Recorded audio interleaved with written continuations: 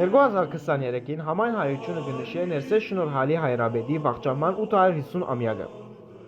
Առ այդ նույն հաղորդաշարը նվիրեցինք հայ հոգևոր երաժշտության, շարականներու, դաղերու և մեղեդիներու կանցարանը ջոխացնող հոգևորականներուն։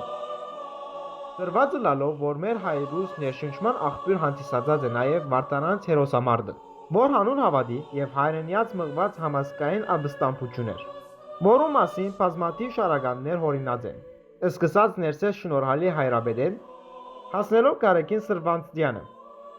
Առաջին հաղորդումը նվիրեցինք ավարայրի հերոսներու ծոմված շարականներու ներկայացման։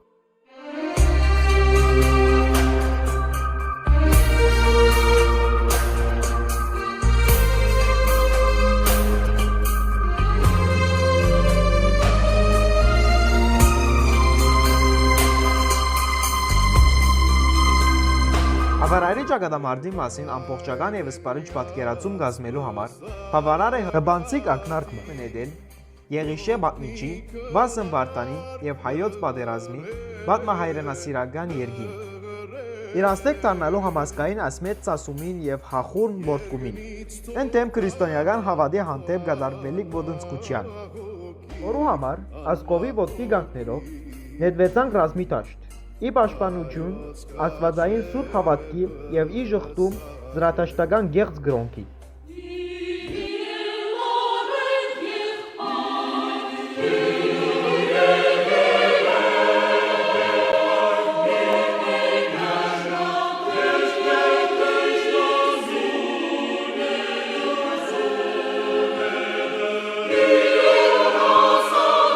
Դիցազուններու ներկող Վասն Վարդանա և Հայոց պատերազմի մավեպը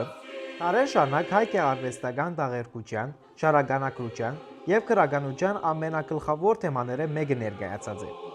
ինչպես Ներսես Շնորհալի Հայրաբեդի նորահրաշ բսակավորը, որ լայն ժողովրդականություն վայելած է։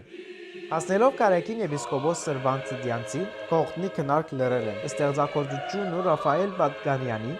օրինած լրեց ամբեր եկան ծածկեցին բանաստեղծությունը Մագար Էգմալյանի երաժշտությամբ և դարձյալ Պատկանյանի հիմիել լրենք եղբայր երգը։ Սույն գլուխ գործոց հորինումները հայ եկեղեցիի մեջ կերկվին Ղևոնդյանց և Վարդանանց ոգևոճման օրերը։